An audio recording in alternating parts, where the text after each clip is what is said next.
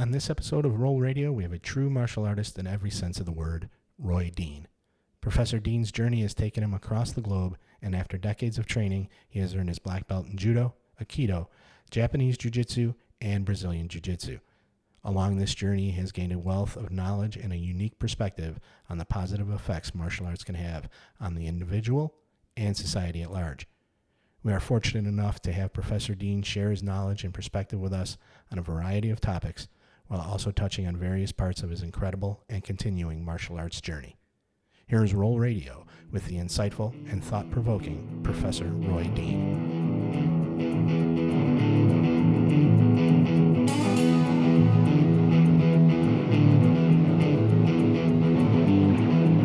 Welcome to RŌL Radio.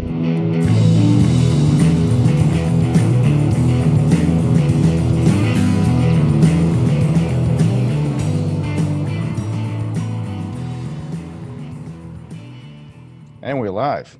Hello, sir. Gary, how are you? I'm doing really well today. I'm excited about today's episode.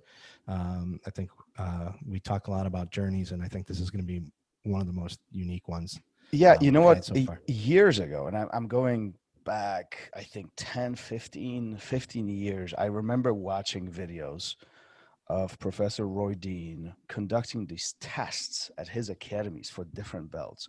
And I was mind blown, not by the test itself, but the amount of details that he was focusing on, not only teaching his students, but also as these tests and these performances were taking place. It was more almost like watching a show in a way. Mm-hmm. You know, it's and for people who didn't know what was going on, it might have been like, what in the world is going on here? But you know, as I was beginning my journey, and you know, I think I was a blue, or maybe I've even a purple belt. You know, I was watching these guys perform these going through these sequences, and I was mind blown. The amount of effort, the amount of planning, the amount of, you know, just preparation that would take to really do all of this. It was just, to me personally. So today on the show, we have Professor Roy Dean. Professor, welcome. Hey, thanks for having me. Well, I wanted to ask, actually, yeah, I know I want to go back way before that. But since you started there, testing isn't something we see a lot in jiu-jitsu. And, you know, everything I've earned kind of came as a surprise. I didn't have to sit on the mat and test or prepare. It was one of those things where it was like, okay, now we think you're ready, or you know, things like that. And Professor, if you could explain to us a little bit as to why you test, and I've seen a few of them. They're pretty rigorous. And if you could explain that to us, that'd be great. Sure. So, you know, I would say traditionally in Brazilian Jiu Jitsu, the marker of your progress is usually competition results. It seems that going to competition, and competition is extremely important. It retains the teeth of an art. You see what's effective. You don't get lost in a lot of hypothetical scenarios because you can just observe what's in front of you. But I found, even though I competed coming up on my journey to black belt, and even as a black belt, but I didn't feel like competition is necessarily for everybody. And, you know, a lot of people might get competition is just not for everybody. I've known a lot of people that have negative experiences competing. Some people are great. I mean, they're animals. They love competing. It doesn't matter if they're injured. They want to get in there. Those are like the real competitors that hunt out and go on the circuit and stay in that scene. But I felt like there was a middle ground, and part of that is from my Japanese Jiu Jitsu experience.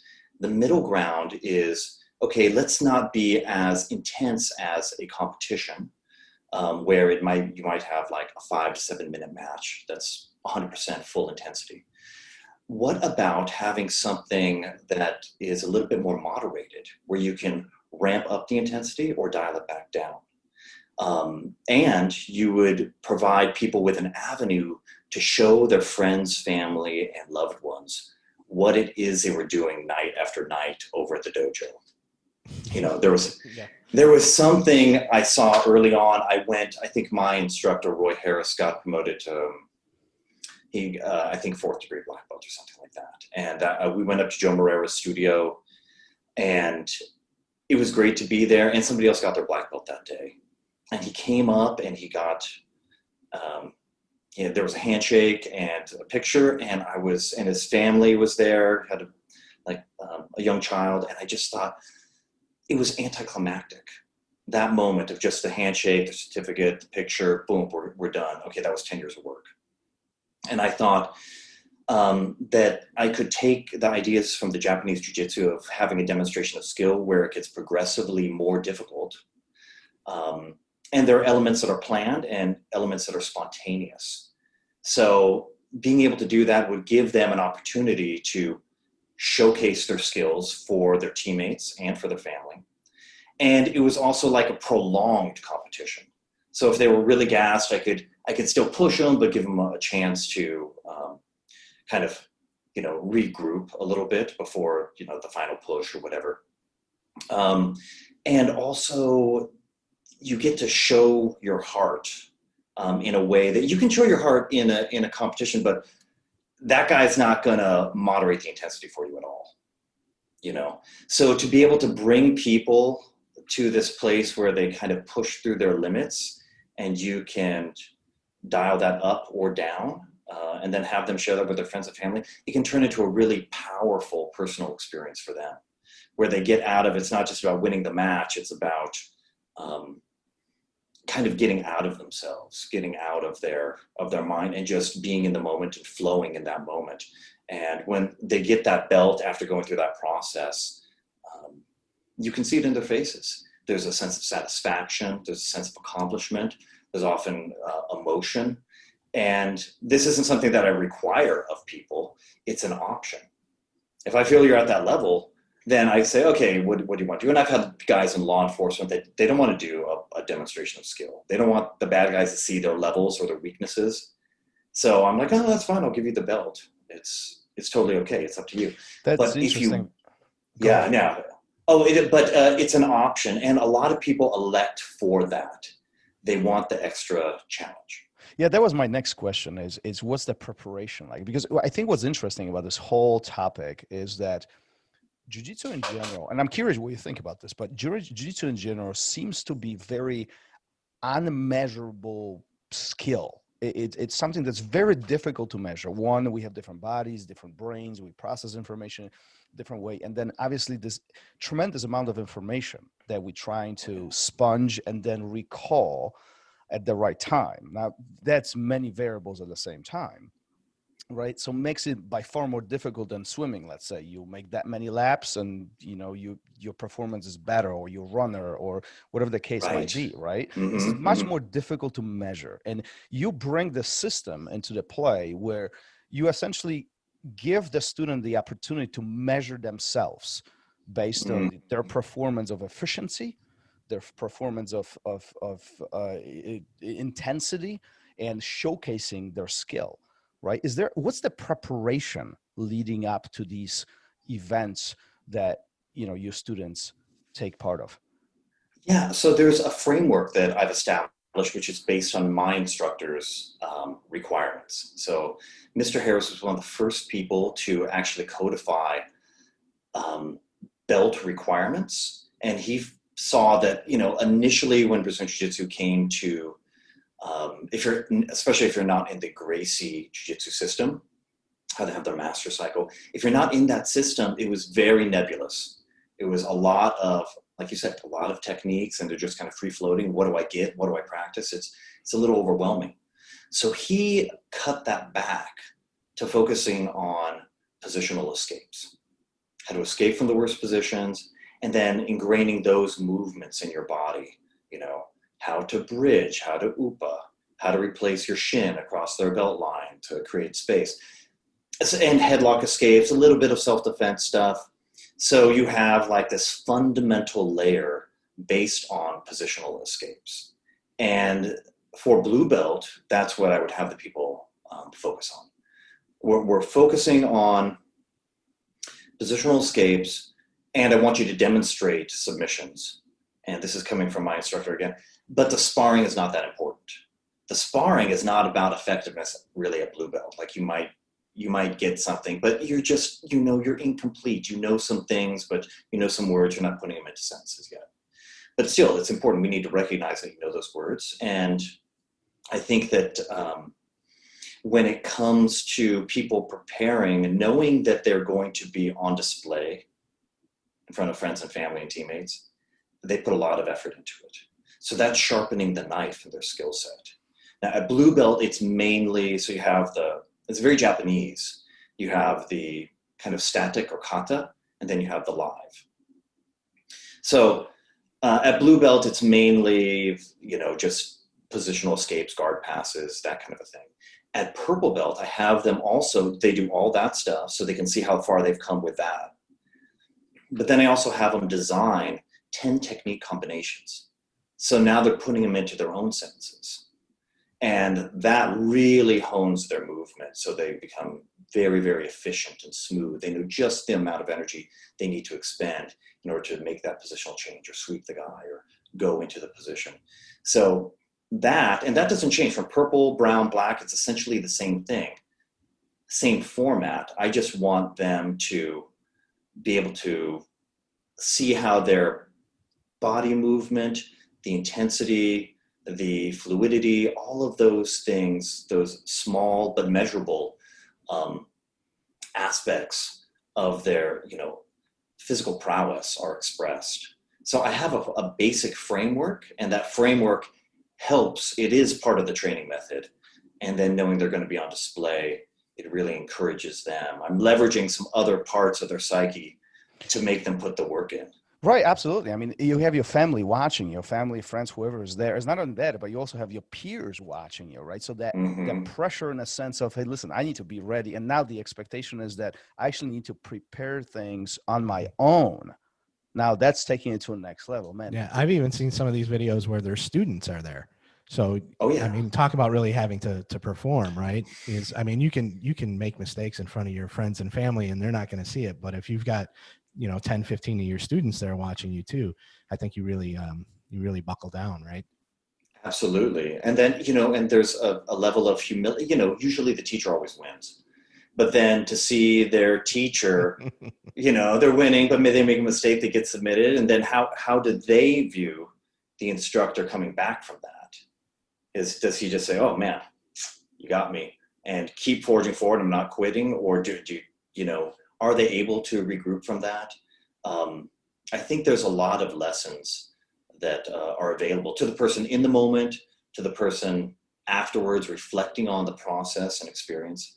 I've had a lot of people tell me that doing those technique combinations help them far more than they ever thought it would.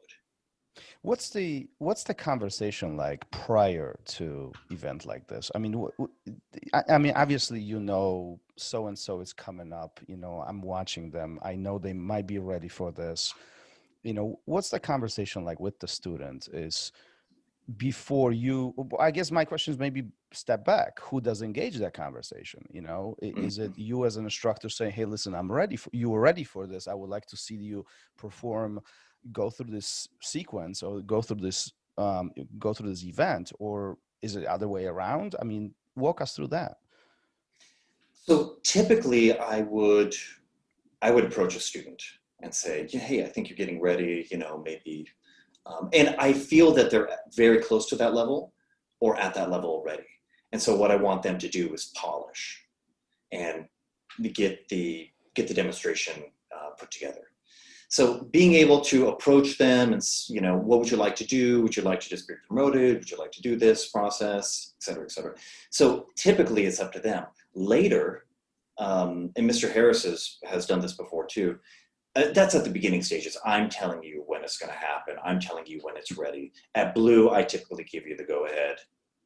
At purple, I'm really observing, okay, he's tapping guys. He's putting it together. He's figuring it out.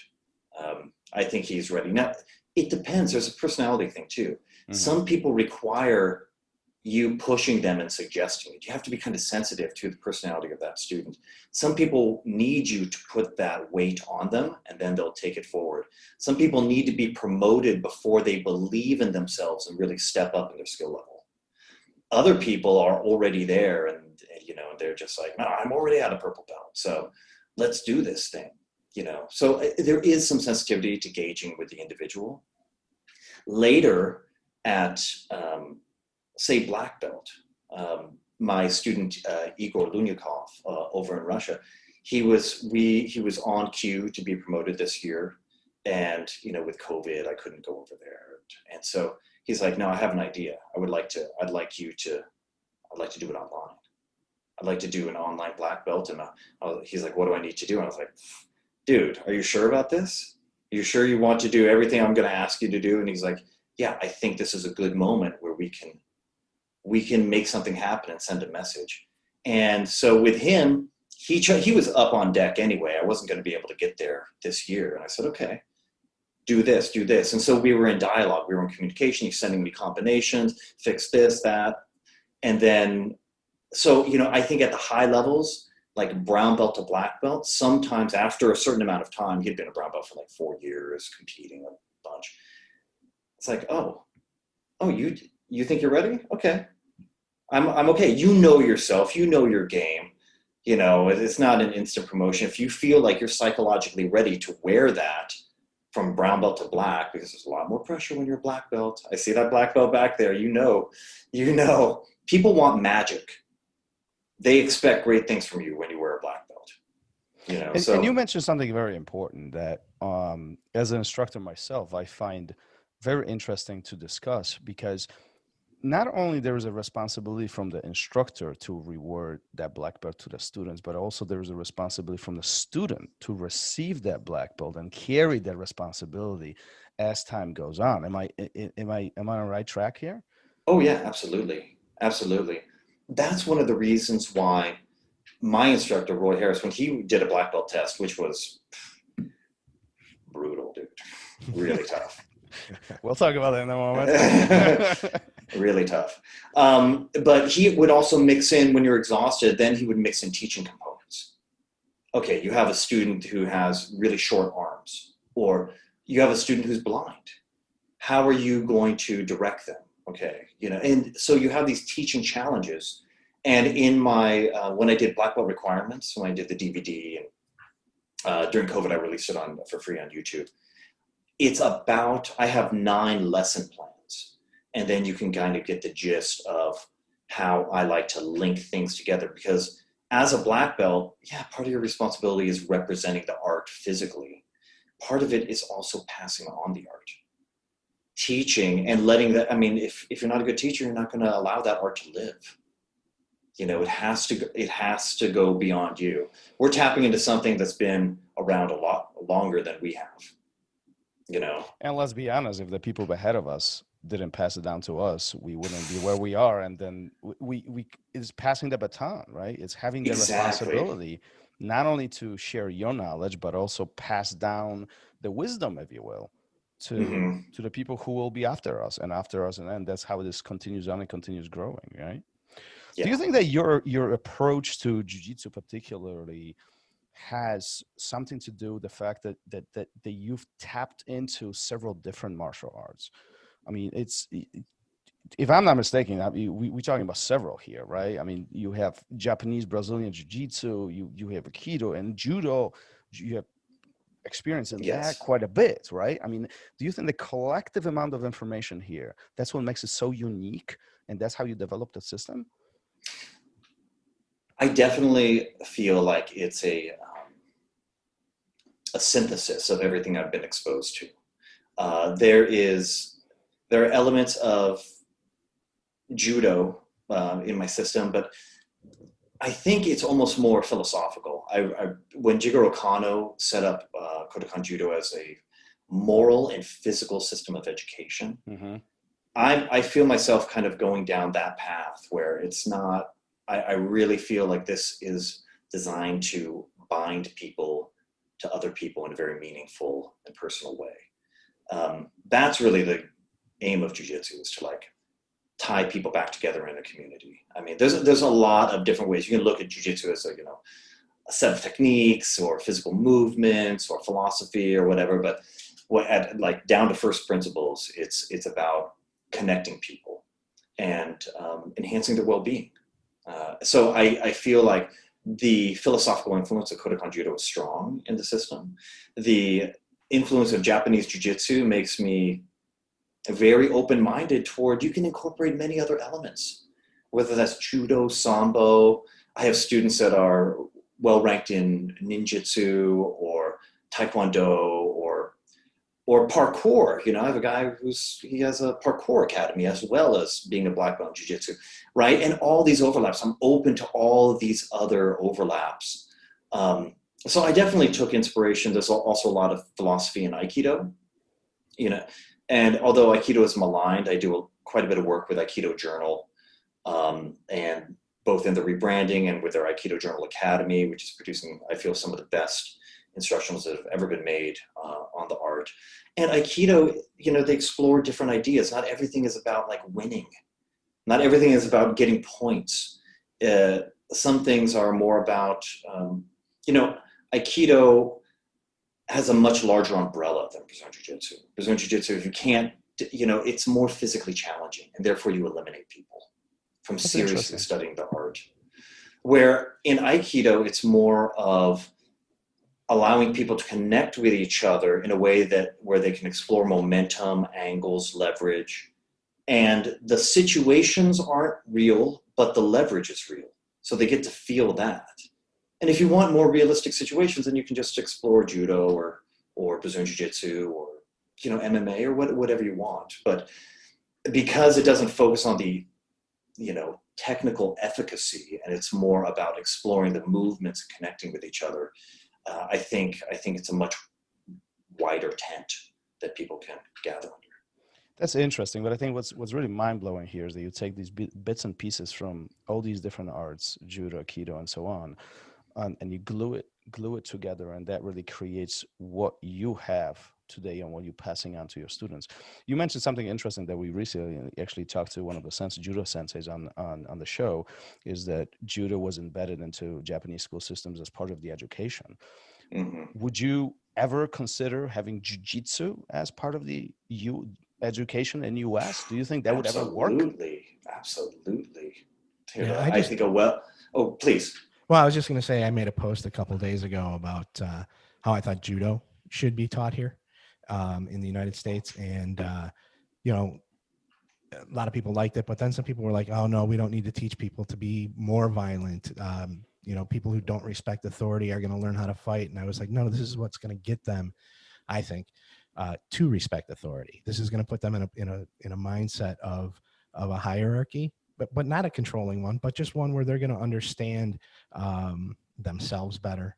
They're going to have respect that's why we all get our kids into it, right? It's respect, it's discipline. Why can't we bring that into our school systems is beyond me. I support the idea 100%. I think Judo would be particularly effective because, number one, I started studying Judo when I was 16. I was an exchange student in Japan through a Rotary Club. And I'm glad I studied it then because it's a young man's art. You need to be, the kind of, the awareness that you get, the kinesthetic awareness that you get by being flipped, thrown, and you're young, so you can recover. If you have a bad fall or whatever it is, you can heal very quickly. You're fluid, supple, pliable. I think it's really ideal. Jiu-Jitsu is also great, but I do think in some ways Judo would be more practical because most fights start standing, and then they have an emphasis on osaikomi or immobilizations. So you don't necessarily need to choke or armbar somebody. You can just hold them down in kisagatame, and you can take care of the situation. My God, police officers need more of that too.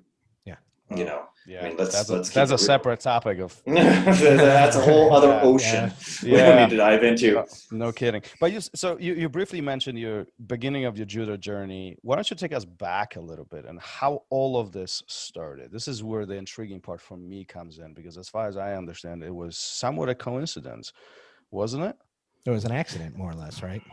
Yeah, I did have an interest in Japanese. I had an interest in Japanese culture when I was young. as a kid, and I did a little karate. But then when I was 16, I went to Japan. I was trying to I want to go to Sweden, but they were like, no, let's see. They looked at my grades and they were like, nah, you should go to Japan. So I ended up going to Japan, and it was like, I had some teenage angst because it was a very strict school. I wore French military uniform. It was like, they had nail inspections, hair inspections. I mean, it's like a very rigid kind of educational environment. I mean, it was because I was a gaijin or a foreigner. I had more slack. I could go to the library and study Japanese with the other exchange students, whatever. But they encouraged me to do a Japanese art after school. So I had a couple of different options: Ikebana, Kyudo, Japanese archery, Kendo. Took place next to Judo, but I wanted to do Judo. I actually wanted to do Aikido, but they didn't have it available. So I did, just like we have wrestling here in the US at the different high schools, I ended up doing Judo, and that was life-changing. That changed the entire trajectory of my life. Why? What was so impactful? Well, number one, it started a lifelong love affair with martial arts. And number two, it demystified a lot of American nonsense when it came to martial arts, particularly in those days pre-UFC, right?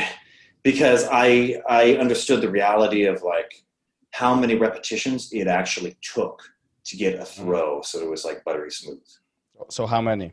Because I know a lot of people, a lot of listeners right there. They a lot more than I've done. They don't get that concept. At least 1,000. That's what I just had the conversation with one of my students. At least 1,000, and it takes a while, and it's kind of, I mean, it's grunt work. It's literally grunt work. You're trying to do it smooth, but you got to get those reps in, and you got to spar, and then occasionally, once you kind of program it into your neuromuscular memory, and you get the movement right and everything, and then it works out, and you're like, wow, that was no conscious thought. There was no conscious thought there. So we use our consciousness to program our subconscious. So we take out that conscious thought. And I didn't fully understand that at the time, but it was very empowering to be able to throw people. I had a good uchimata, not that much, and I didn't have that many techniques, but I had a good uchimata and harai goshi and a good, keisugatame, and that took me a ways. My favorite. And it also gave me, as a teenager, I played piano. I was into music, but I didn't define myself as a music guy. Once I did Judo, I was like, I'm a martial artist. Whereas, doing track or cross-country skiing, I did those things too, but it didn't really capture me and give me a sense of identity. And I think a lot of young people need some kind of identity to hinge around. This is about, eventually, hopefully as an adult, you kind of dissolve that, identity a little bit. But as a teenager, you need something to anchor onto. And I think martial arts are so powerful. They teach you about hard work, consistency, discipline. That, they show you that working out can be painful, but also fun and energizing. And a lot of people think, to get energy that you should relax and conserve. Sometimes you do, but when you do high power disciplines like martial arts, it gives you energy. And to be able to do that as a teenager, and then that just like whet my ass. I was like, I wanted more. I wanted other puzzles to be able to figure out, like, okay, how would I beat someone who's much bigger than me in Judo? Because they have weight classes for a reason, And what other tactics could I use? And there is this misconception about they are bigger, I cannot throw them. They are bigger, I cannot do anything with them. I will be smashed. And there's some truth behind that, but there's also the other side of the story where you can maneuver around those differences.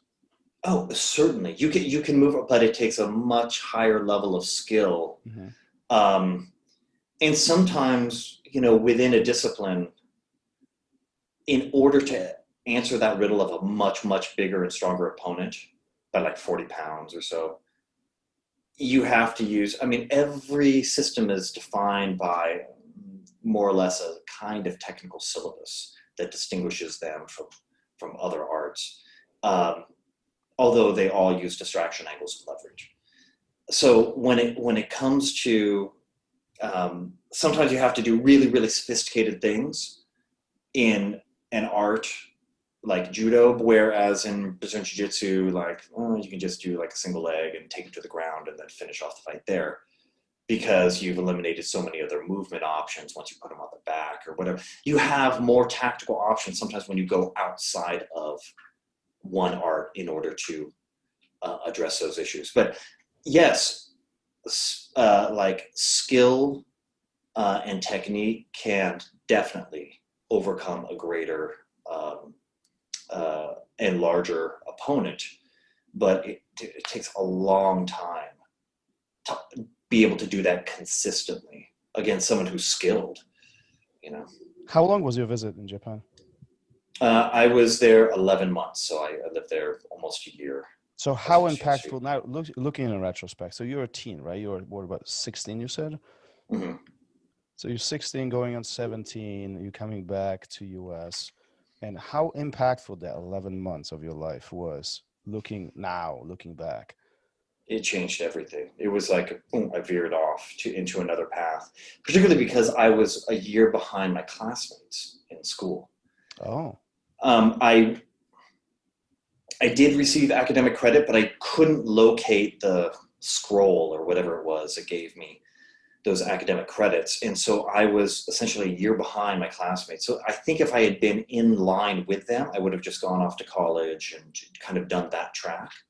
But instead, I ended up going to Canada to do grade. I actually graduated high school from Ontario, Canada.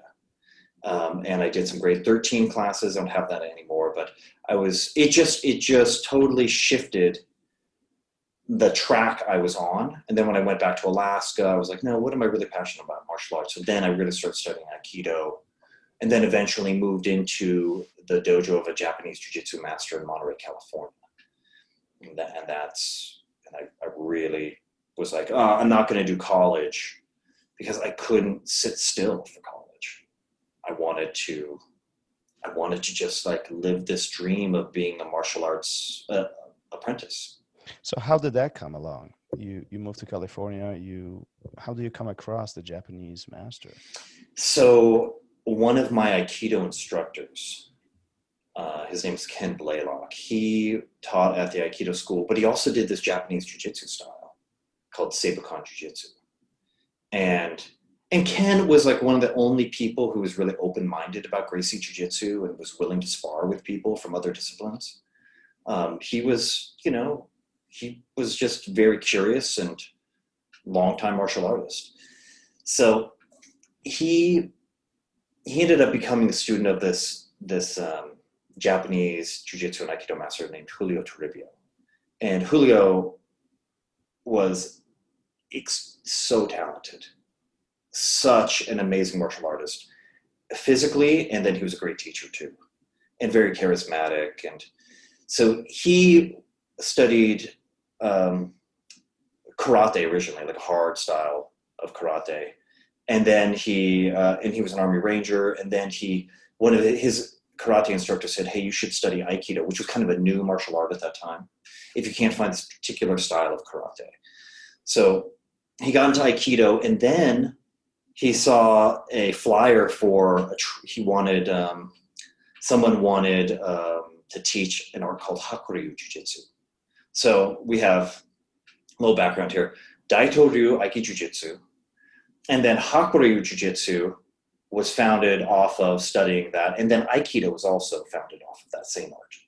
So they're like sister arts to each other. But Aikido took away a lot of techniques that were involved and they changed the movement. So the Hakuryu was getting a little bit closer to the roots of Aikido. So Julio was, they ended up kicking him out of the organization. So he's like, screw you guys, I'm gonna start my own art. And so he took what he knew from Aikido, kind of the flow of Aikido, plus the techniques that he'd taken out of the Japanese Jiu-Jitsu,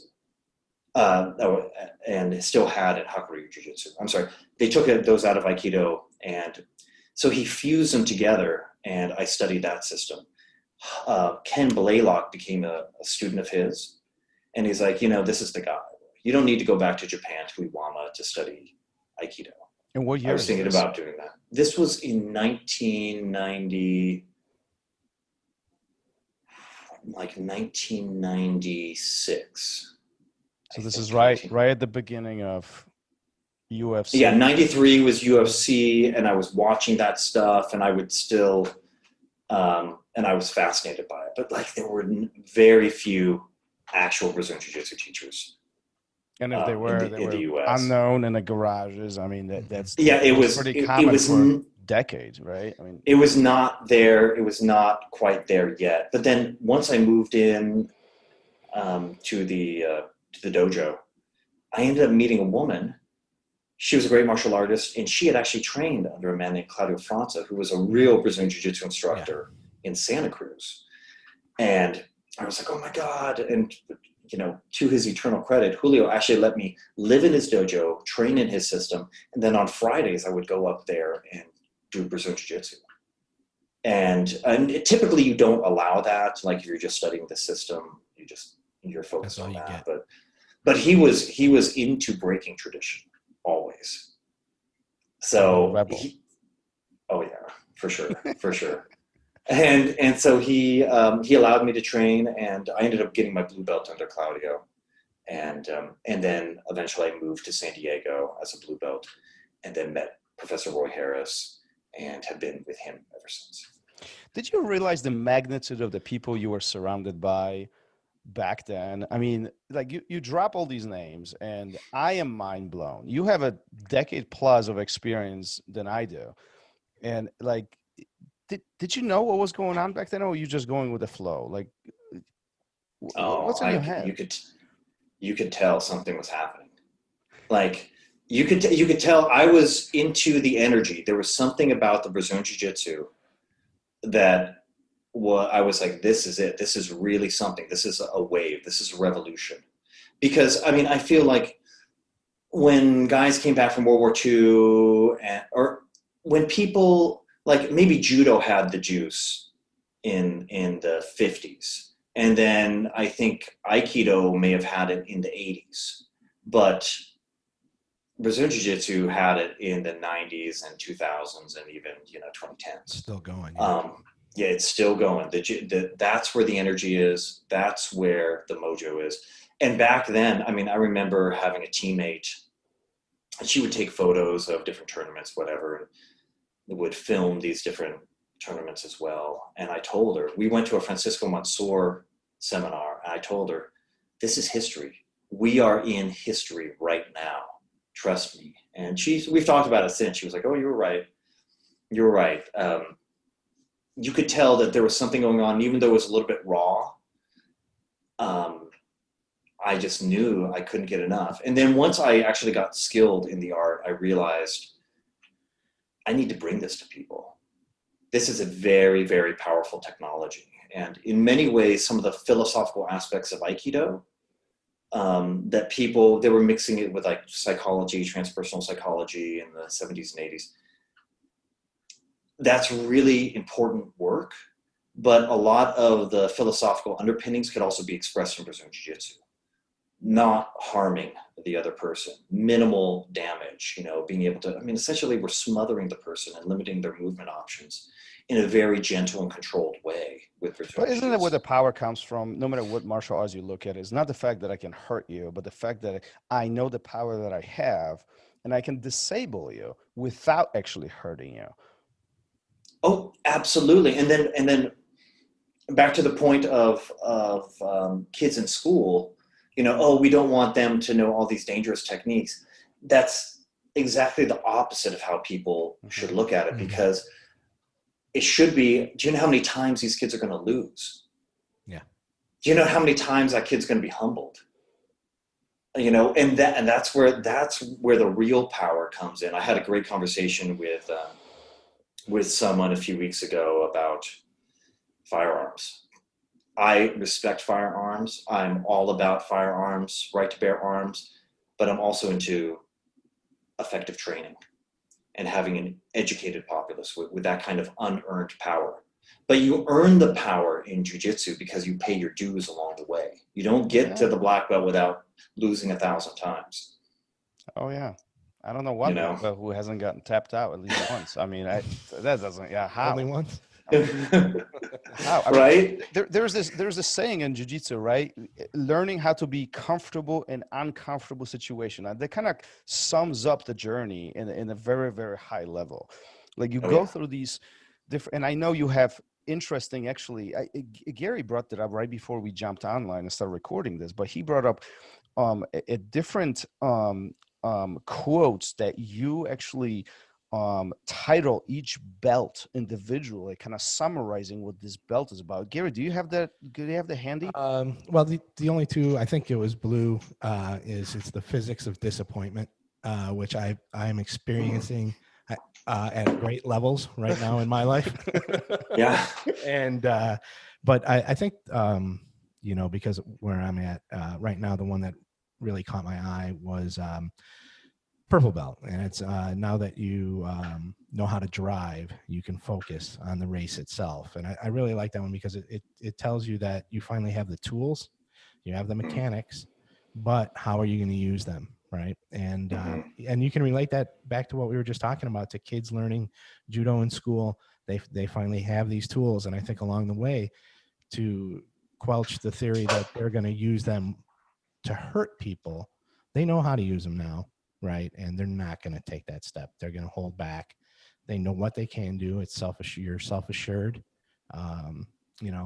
and I think it goes back to talking about police too, where once you have a grasp of these tools, you know when to apply them, how to apply them. You're going to do it safely. You're not out to dismantle the other person, put them in the hospital. You're doing it for the proper reasons. And the one about the purple belt is really the one that struck me the most. And I don't know if you want to elaborate on that a little bit. I think that driving analogy is pretty apt, because we all know how to, well, not everyone knows how to drive a stick shift, but just having a few things that you don't have to think about, so you can focus on something a little bit beyond you, on the road ahead. And then it shows you it's not really about knowledge, so to speak. I mean, at brown and black, it's more about studying the track and like, okay, that's the curve. The race could come down to a single curve on the track where you're going to make your move. It's down to very, very fine points. But initially you have to learn how to drive. You got to get that basic stuff out of the way. And then you can focus on your performance and tweaking that. So it just illustrates that there's like a base layer that needs to be done. And that's the hard work. And I think if we establish kids with that kind of baseline, it's like, okay, yeah, you worked hard. Welcome to the real world. You have to work hard in order to get to a certain level. And then you have more challenges or additional challenges in front of you. The challenges don't end. They never end. You never stop paying your dues. That's What do you think would look like if jiu-jitsu or judo, either one, was actually in school systems today? How do you think the world would be different, or this country would be different? Oh, with quiet confidence. That's what we need in this country. We don't need like vocal opposition and finger pointing. We need quiet confidence in ourselves. And with confidence comes tolerance. Tolerance for other people's opinions, people that react like, no, you did this, I did that, whatever. It's like, okay. People that are confident say, okay, whatever, that's fine. And I think the tolerance for other people's opinions, other people's political beliefs, other people's impressions you develop compassion, really. Because you have been that person on the bottom getting smashed or almost having your arm broken. And it's like grace, the religious sense of grace. Like, oh, I'm being granted mercy that I don't really deserve. And once that's been granted to you 10 times, 50 times, 1,000 times, it's so natural to give it to other people. So I think there would be a lot more tolerance. Yeah, I think you touch on something really important, that martial arts in general has this unique way of shaping and kind of toning down these hills and valleys, you know. And it happened to me personally so many times when I meet people, you know, on the mat who are maybe very timid, maybe very insecure, whatever is happening in their life.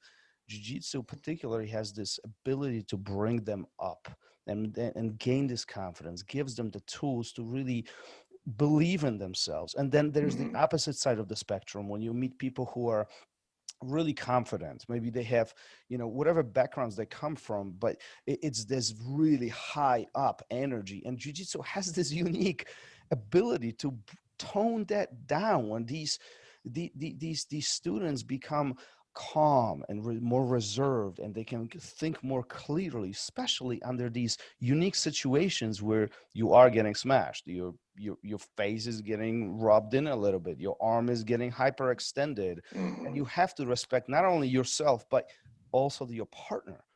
And this simple moment of tapping, it just does wonders, at least in my opinion. Oh, I couldn't agree more. I couldn't agree more. Tapping is so important, and the humility that you gain, I mean, it's a gift, really, because it just it allows you to see that while you might be an expert in one arena, you're not an expert in all arenas. And there are people that go through their life, okay, you're a great lawyer, you're a great whatever it happens to be, Fortune 500 CEO, but that doesn't mean that carries very little weight on the mat. The only currency there is, you know, your knowledge, experience, and skill. And just to be able to enter another realm where you are not the king, people don't follow your orders, and you're just another person on a journey, that some people never get that in their lives, and nor do they want it. You know, they don't want to be taken away from their kind of manufactured kingdom and brought into another realm. And that's the beautiful thing about the mat, in my opinion. It's you have people from all kinds of the world, all kinds of sides of the world, different professions. They are doctors and blue collar workers. They are highly educated and not educated. They are small and big. They are smiling. They are grumpy. They are white, dark, all kinds of different haircuts, and it all comes to this one place with an even mat. They all start, and then life just disappears. Only jiu-jitsu is in front of them. It's hard to think about all that other stuff when you have a joint possibly being dislocated, or you know, the weight of the weight of the world on your chest. You can't breathe. You know, every time you inhale, when you get a chance, you know that's all you get. Now you can't exhale. And it really, for me anyway, it's really made me taught me humility, humbleness, made me more accepting of others. You know, look at the time we live in right now. Most of the people I hang with now, on those rare occasions, I have completely different viewpoints on most of life. But what we do on the mat makes me realize that you know, I put my life in their hands, and if I can do that, I can get over any little other obstacle that I have with this person, right? I've literally put my life in their hands. So I think the more people who do it, it takes you, like you said, takes you out of your kingdom, makes you just a commoner in a way. And I think we all need to get back to that a little bit. Mm-hmm. Well said. Oh, thanks. I said something smart. Write this down. 4822. Professor, what's next for you? Where are you taking your journey at this point of time? I think everybody goes through these milestones and segments of the journey in life, and we focus on different things: blue to purple to brown to black, instructing, teaching, and so on. Some run businesses, some don't. Life is good. Where are you taking yours? Well, I'm in a really good place right now, in that I'm able to focus my energy toward the projects that I want to. Running an academy full time is a lot of work. It's a lot. You got to show up for your students every day, and it's good, but in some ways I looked at the time that I ran a physical academy as it's your black belt finishing school, because on the journey to black belt, you can mainly focus on you. But when you actually have a physical academy, you have to teach for people that you're not teaching for you. You have to teach for different body types. You have to teach for people with various disabilities. Some people are just never going to reach that level. You look at them, they can improve, but the level of it's just, you can only make them as good as they're going to be, and they're going to be amazing compared to the person that walked in, but they're not going to be winning the Pan Ams. And this is just keeping it real. And so to be able to impart all the lessons for them and not teach for you, and teach them things, techniques that you don't even use, but would be useful for them. It's really, and oh God, the questions that you get as an instructor. You physically know the answer, but you've never had to really put it into words before. And it can get kind of frustrating. Like, oh my God, I'm getting frustrated because I know the answer, just believe me doesn't really work that well. No one's satisfied. Do you think that being good jiu-jitsu practitioner automatically makes you good instructor? No. Why not? No. Well, I mean, one would think if I can master this thing, whatever it is, Yeah. I would be able to relay that information to somebody else. No? There are some people that are physically gifted. I would consider myself to be a good athlete, but not elite. And there are people that are truly elite specimens genetically, and they know how to, they can put the hand in the collar every time and you can't stop it, or they just grab your leg and you can't stop it. But is that person going to teach, the 135-pound weakling, very sophisticated feints and setups in order to lure the person in so you can? No, they're not going to know the setups. They're not going to hit those failure points that you do as, say, a regular person, And I feel in a way, because I'm in good shape, but not being elite or not being too enhanced, has allowed me to hit many, many failure points and roadblocks along the way. And they're very frustrating. It's, to add more power to be able to overcome those roadblocks. Sometimes that actually works, but taking the time to know how to navigate around those roadblocks by taking another path, these unexplored paths, sometimes they take years to figure out. Well, some would say without those roadblocks, we wouldn't be who we are today. We would be completely different. I mean, a big part of growth is actually a failure, right? Oh, yeah.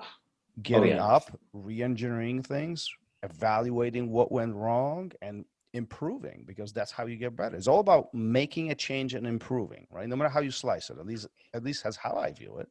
Yeah. But some people they don't feel failure in the same as often and as regularly, or in the same ways that other normal people might experience failure. I mean, I've known a lot of really great guys that wrestled for 15 years and they're on top all the time. I'm like, okay, well, develop a playful guard or whatever. But as an instructor, they'll teach great top techniques, but usually unless they take on the discipline of pretending that they're a smaller person, having a playful guard, or being more mobility based as opposed to passing on their knees and using their weight and pressure passing. You need to be able to pass on both the slow and tight game and the fast and loose game. Yeah, I think as a teacher, as an instructor, you have to put yourself in the other person's shoes a lot. And somebody who is that elite, they've never had to do that. They've always been, I'm sure they've had struggles, but they can't put themselves in the other person's shoes to see why they can't get that technique, right? Well, they can't because of their body type or their physicality, whatever it might be, or their mental state. And to be a great instructor, I think you need to be able to be empathetic, and a lot of people don't have that. And what I'm hearing here is that what would make a good instructor, a good coach, good leader in that sense would be putting yourself in these vulnerable positions and really, in a way, putting yourself in a fail point so you can experience some of that. So you gain that experience, you can get better at it, and then you can relay that information to others. Absolutely. Absolutely. So I always encourage people, if they want to get better, you got to, get more vulnerable, be more vulnerable. And in my belt demos, I try to show that's okay. Like I will tap in, I'm the big boss at the end at these belt demos typically. And so I'm the last guy to go with, and I'll torture them a little bit. It depends on their energy levels. If they still have gas, okay, I'm going to put it on. If they don't, then I'll kind of carry them. But I'll always, at the very end, I give them an opportunity. So they stay mentally engaged. They stay in the fight to recognize opportunity and then finish it. So they slay the master. And, a lot of people, when I first put these up on YouTube, they didn't understand, like, how can a white belt tap a black belt? I don't understand this. What's going on here? The entire point is to say it's okay to be vulnerable, and I'll be the first one. It's okay. Beautiful. I simply love it. I mean, I simply love it. This is such a different way of looking at life in general, and then jiu-jitsu and martial arts, that it's mind-blowing to me. Professor, thank you for being here. Thank you for sharing your story with us. Before we wrap this up, we didn't tell you this. This is a little secret that we do on our show, but we have 5 questions for you. Gary has them. Sure. They are pretty simple. Try to answer them as quick and the first thing that comes really to your mind, but always interesting comments kind of surface off of those. Gary will take a lead on this, but I'm curious how this will take place with you today. So yeah, all right. So here we go. The first one, as always, and you've been on so many different mats, but it is, what was it like the first time you stepped on the mat? And if you want to go back to Japan or jiu-jitsu, whatever comes to your mind. First time I stepped on the mat was in Japan, Judo. They didn't let me practice throwing. They didn't let me practice with the team. I had to learn ukemi first. Yeah. And that was less, it's not as sexy to learn the falling, but yeah, that was it. Well, let's be honest, it's kind of boring too. I'm sure they didn't tell you to do it 10 times. It was more like 500 times. Oh yeah. Yeah, we just talked to Shinjiro Sasaki, and he said that when he started, it was 3 months of ukemi, and he was like, but in Japan, there's no quit, right? You're not allowed to go anywhere. You gotta follow through with it. So, all right. Most rewarding achievement. Awarding my first black belt. Awarding it, right? Yeah. Awarding my first black belt I cried. It was the last seminar I did in my academy. It was beautiful. He was ready. He was Donald Bowerman is his name, and totally dedicated student.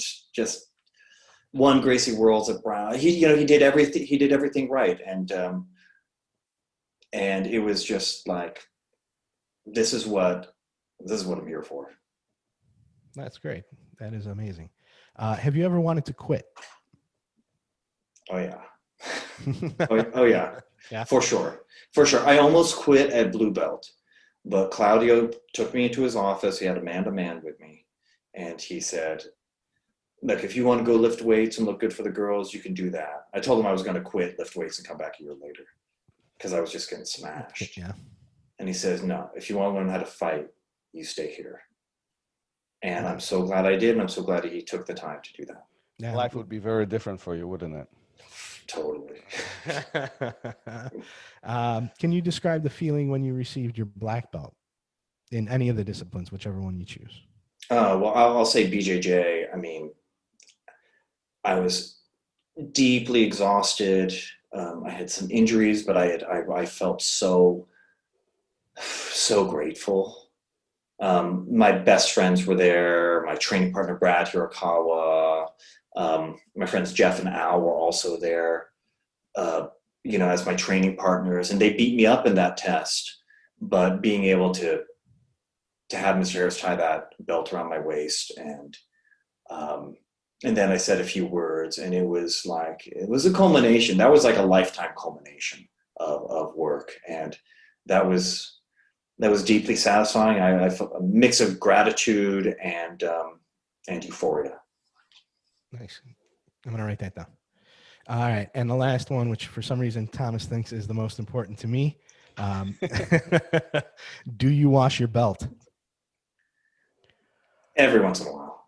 Every once in a while. All right. Every once in a while. If it's been infected, I will certainly throw it in the washer. Look, that stuff is so important, and even more important these days. Hygiene, cleanliness. It's one of the most important aspects of martial arts and your presentation to the world. And I think it's very important to keep up on. Well, semi-controversial topic, right? In jiu-jitsu particularly, but I think you're highlighting an important thing, especially today when COVID is important part of our reality. You know, these keeping hygiene is a key, right? So yeah. Since I started jiu-jitsu, I am very conscious and aware of my fingernails and toenails, and I think that carries over into your everyday life, right? Yep. Absolutely. So beautiful. All right. Thank you. Professor, thank you so much for being here.